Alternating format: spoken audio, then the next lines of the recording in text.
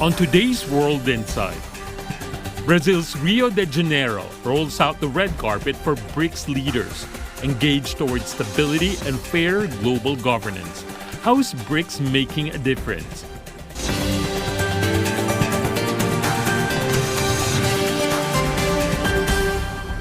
Hello and welcome to World Insight with me, Tian Wei. This week, key Global South leaders gathered at the 17th BRICS Summit in Brazil's Rio de Janeiro, keen on strategies towards stability amid worsening volatility. BRICS leaders seek a fair and balanced international order. The expanded BRICS now has 11 full member states. It also has 10 more countries as partners. China has been a pillar of synergy in the BRICS as the primary trading partner for many members. China's booming trade, large consumer market, and the Belt and Road Initiative have aided the bloc's integration. On the growing significance of the BRICS Summit, let's loop in our panelists. Thank you so much, gentlemen, for joining us. First of all, in the declaration or in the statement put out by the BRICS countries and their partners, one is about the condemnation of tariffs. The increase of tariffs by some countries did not mention the United States or President Trump specifically, but what does this say about the consensus within BRICS on trade? Meanwhile, some has been talking about BRICS members might be also competitors in the international market when it comes to trade.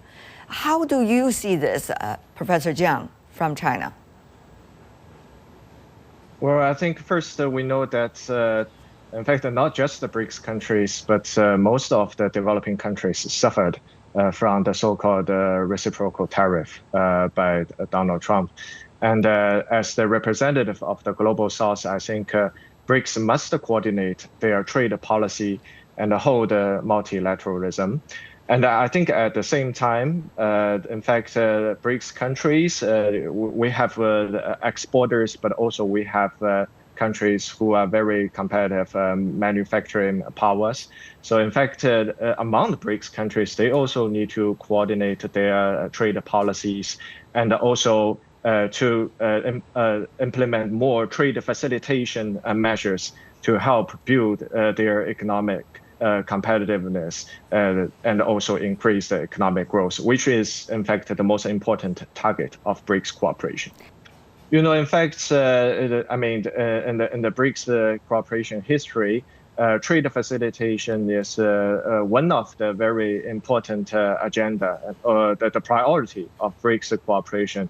In the past, in fact, BRICS has achieved a lot of cooperation in this area. For example, the customs facilitation, which will help the trade and also a lot of transport logistics among BRICS countries, and also talking about flights, business, people-to-people exchanges, visa issues. In fact, these are all very important topics. And these years, I think China also focus on, industrial policies and help Global South countries to upgrade their local industry and also share Chinese technology and also train their local labor talents to help them to also achieve the economic growth. Mr. Rahman, we understand that now in today's world, even though we all hate to describe it as the rules of the jungle, it is true that countries are using leverages in trade, particularly since the U.S. started the tariff war against the rest of the world. There are also competition in the rest of the world, including among the BRICS countries. So tell me more about your thoughts on the importance of this joint statement to condemn tariffs, but at the same time, how do you see the mechanism in which BRICS countries will be able to discuss within themselves for better results? Yeah, it's very important to realize that we have been depending a lot and we put a lot of expectations on WTO to resolve the problem. But up until today, we don't see anything coming yet from WTO to streamlining and to solve the problem of unilateral tariff set by the US, which is impacting a lot of countries.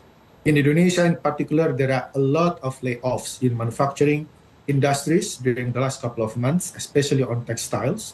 And the government cannot say nothing because we have been dreaming of achieving much higher growth this year. However, with this tariff hit, especially for us in developing countries, a lot of efforts are needed.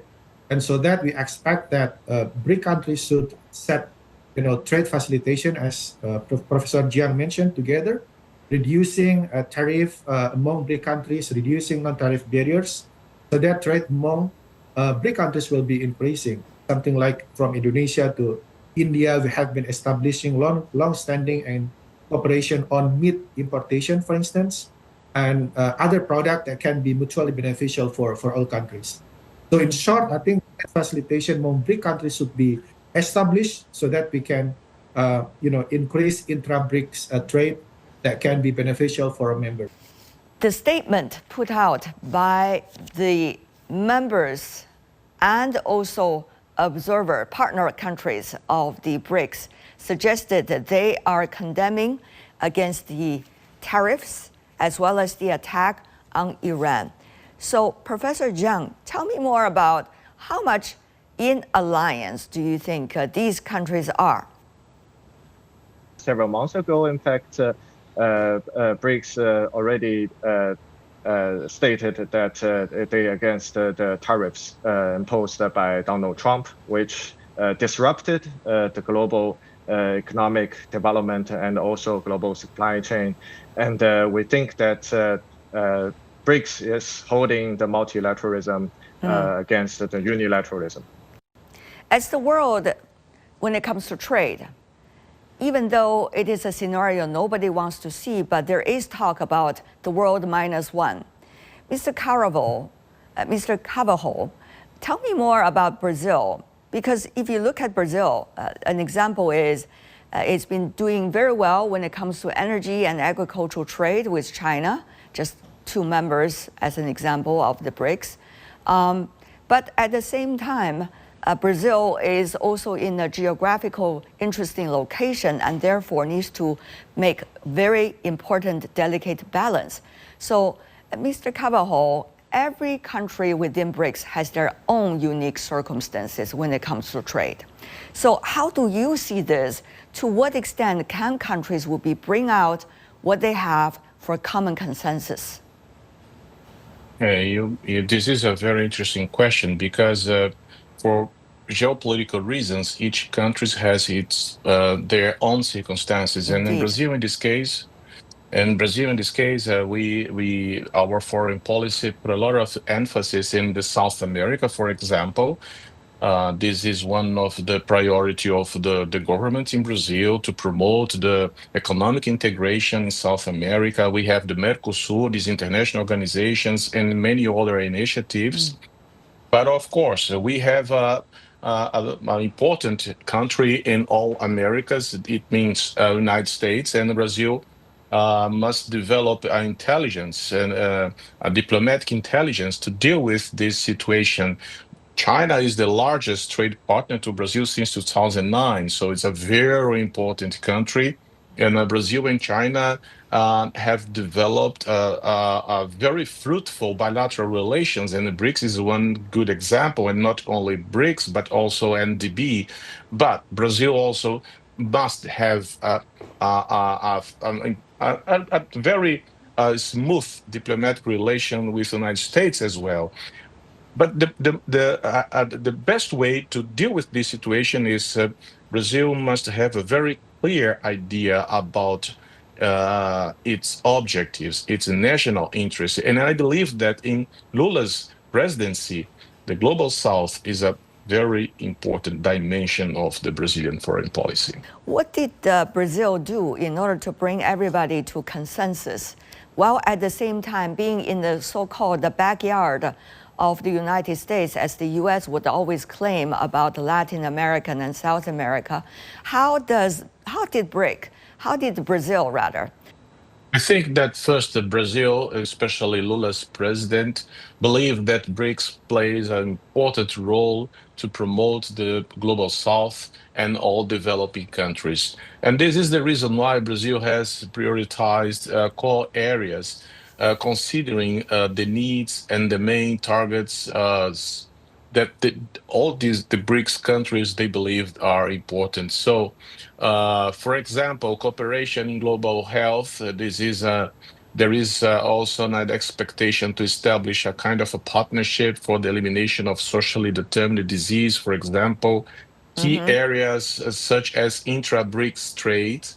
This has been a recurring topic at the summits and has recently gained new momentum through discussions on the use of national currencies in bilateral trade among BRICS member countries. And also, one theme that Brazil considers very important, especially Brazilian foreign policy, is climate change.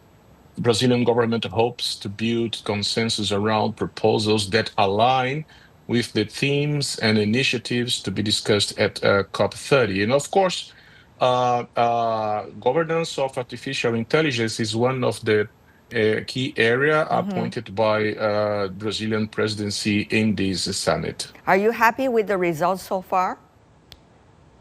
Yes, I think so. Of course, BRICS is facing a challenge because of the expansion of the group. And I believe that this is a very important moment. BRICS has a lot of legitimacy uh, to uh, to to try to promote all these agendas. So the expectations were high, not only because of the expanded membership of the group, but also due to the distinctive priorities that guide Brazil's foreign policy under President Lula. And I think these are Okay. they achieve important targets. Now, go to our Indonesian friend, Mr. Rahman. Indonesia is for the first time, participating in the BRICS summit, and as a new member. Meanwhile, there are also new partner countries, 10 of them. How do you see the nature of an expanded BRICS, and what is Indonesia looking for, and has it got it? Yeah, under the new presidency of Prabowo Subianto, we have very ambitious target to achieve 8% of GDP growth. And it hasn't been achieved since, I think, the last decade. So new strategies should be implemented, and joining BRICS will be among other strategies to be materialized. As we know now, as of 2025, we have been hit by unilateral trade by United States that reduced our ability to export majority of labor-intensive sectors such as textile and palm oil and rubber. It's very important for us to try to look into other countries to diversify our export, so that BRICS countries that can be targeted for us to grow together. And as for now, Indonesia is also introducing newly established Indonesia Sovereign Wealth Fund. We call it Danantara, and it is also quite attractive and lucrative for other countries to invest. Even though the United States and other European countries are busy with their own business, we can work together to develop South to South countries working together under BRICS umbrella. There has been a lot of talk in the Western media reports about the divide within the BRICS. Is it true? What I would say that the divergence or the different opinions within the BRICS countries is the voice which BRICS has been talking about since the global financial crisis. We are arriving at a common point with a lot of solidarity. I think that's the important point of the BRICS and not the dividing point within the BRICS.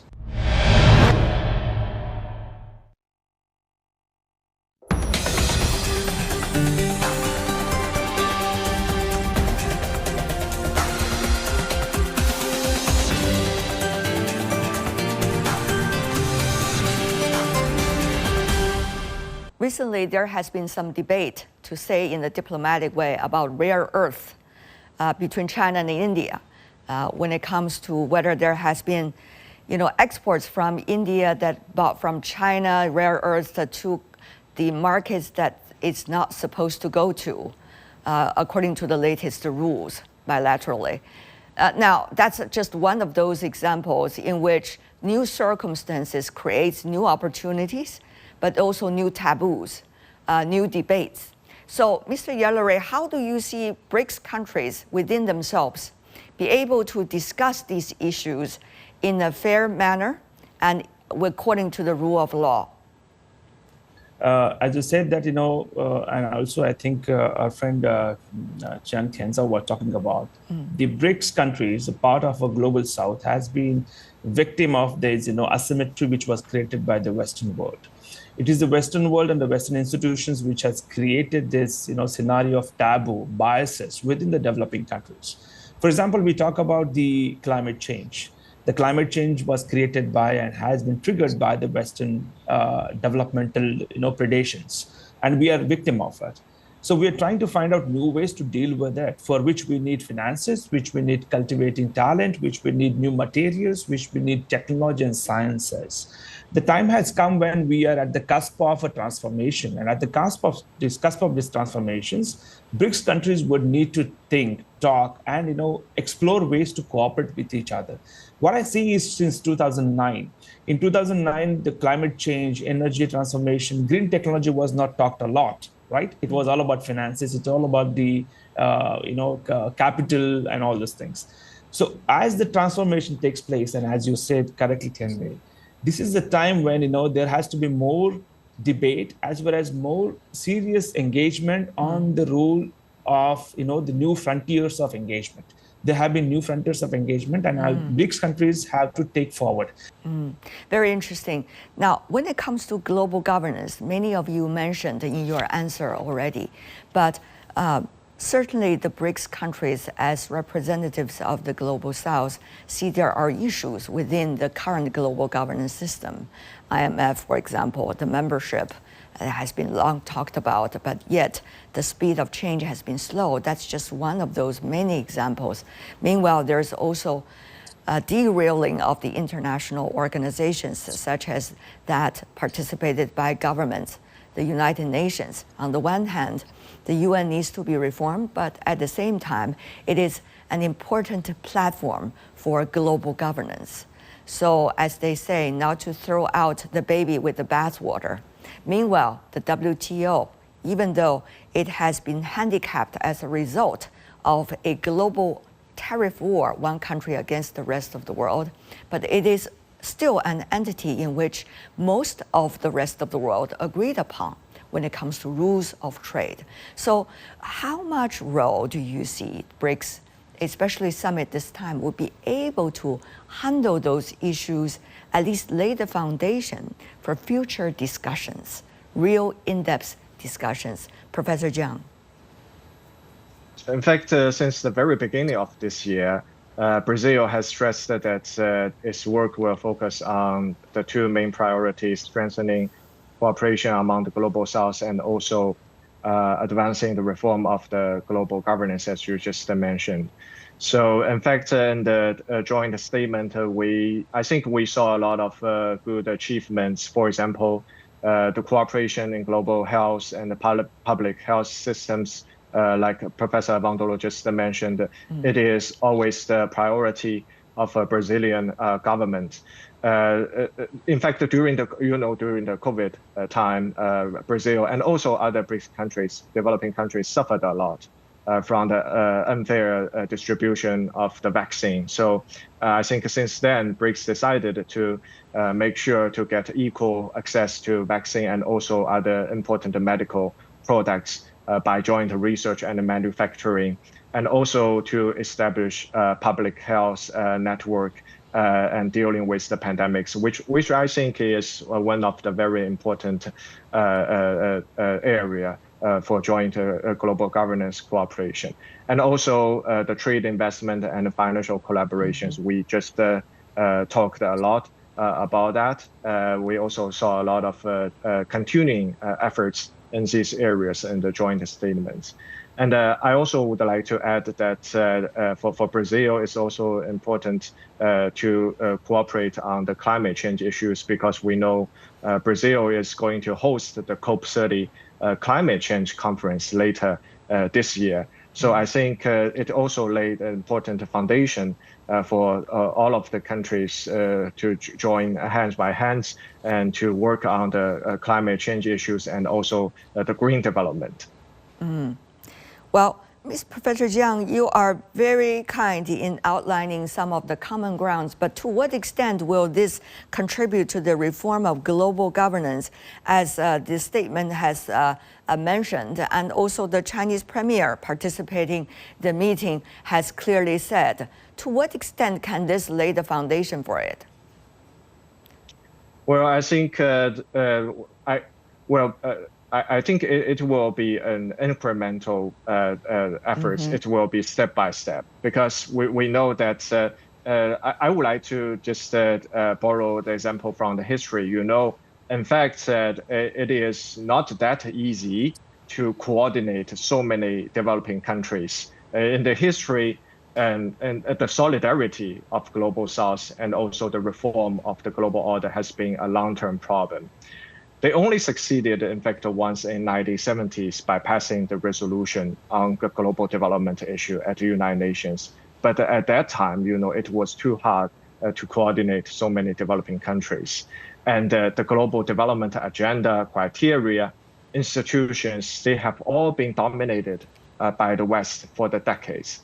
But what I want to emphasize is that, in fact, after the 2008 global financial crisis, BRICS has become the hope of the Global South cooperation, and its economic weight now is bigger than the G7. And the initiatives like the New Development Bank and also the Global Development Initiative, Global Security Initiative, Civilization Initiative proposed by China, in fact, they meet the real needs of developing countries now. So I think also the local currency financing will reduce reliance on US dollars step by step and enhance financial resilience. So in all, I think BRICS advocates for multilateralism and institutional reforms, which will amplify the Global South voices. But Mr. Carvajal, is that incremental step going to meet the urgent needs of change that we are witnessing today? I believe that listen, I think that the BRICS have become a reference for cooperation in the Global South. And for a very simple, powerful reason, they represent the concrete possibility of a multipolar world, and one that is more balanced and less asymmetric in international relations. So, as my colleague said, since the creation in 2009, after the financial crisis in 2008, the BRICS has been articulating a vision of global governance that values dialogue among different developing models, respecting, I think this is important, respecting the cultural, political, and economic specificities of each country. And this is a form of cooperation not based on the imposition of external rules, but on the joint construction of solutions grounded in sovereign equality and mutual benefit. And, above all, I think that the BRICS demonstrates to the Global South and developing countries that is possible to cooperate without reproducing the historical hierarchies of the international system, creating space for developing countries to take part in defining the rules of the global game, not just following them. And I think this is a reason that attract the attention and the interest towards BRICS countries. Right. There are a lot of talks about the BRICS meeting this time on what it can do in terms of green energy and make sure, as related to climate change, that the BRICS countries with other emerging and developing countries of the Global South will be able to push that agenda. Meanwhile, there has been a lot of talk of governance, both the technologies itself and also the global governance of artificial intelligence. Last but not least, when it comes to the local currency, the use of local currencies in trade and beyond, how are these three fronts doing this time Is this meeting going to be, as all of you would love to say, incremental step, but important incremental step for the next stage? Given that the fact, important thing is the transition to green technology and green energy is going to happen. But when it is going to happen, if it is going to be coerced on the global south, I think it's just unjust. Global south has been just transitioning to the industrial world, to the industrial era of life. And I think there is certain time period the global south, BRICS countries would need to make the transition. So imposing the transition period is pretty serious for the global south, with the limitations and access to have the funds and capital to make the transition. As a result of that, it is an important agenda going to be for the BRICS countries, because when the summit happens, when the leaders come and talk about this energy transition, the companies, the enterprises, people, talent, and population is going to derive lessons from them and going to implement it. So that's an important point, whenever the BRICS consensus or BRICS transformation is consensus on green technology is concerned.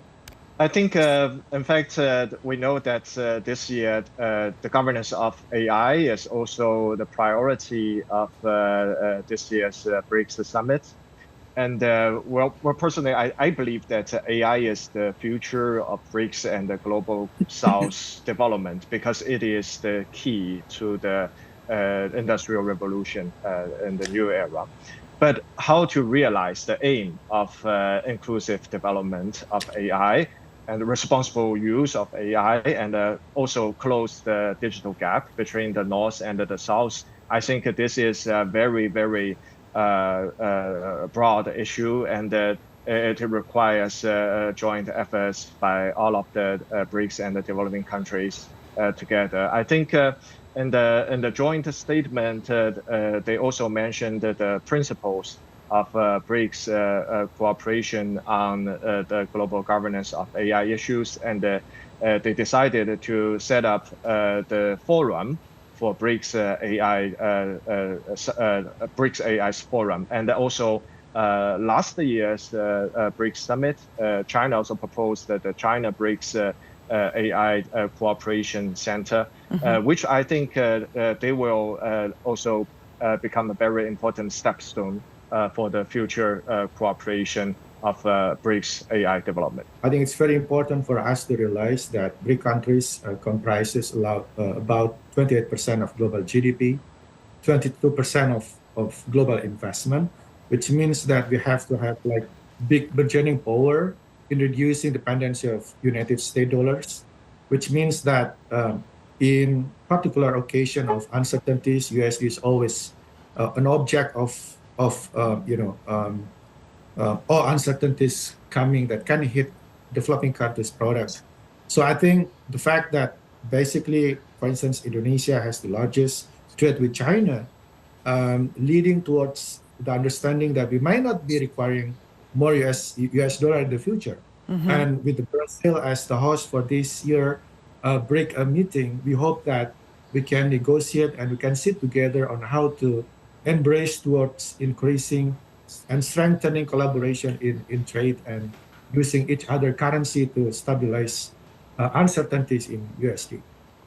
Well, I want to thank all of you for this very rich discussion when it comes to the meetings of the BRICS at this time. As all of you beautifully suggested, this is only one of those incremental steps. We still have a long way to go, and yet the journey has already beautifully started. Thank you so much for joining us. Appreciate it. And that's all the time we have for today. If you'd like to know more, search World Insight or check out our YouTube channel.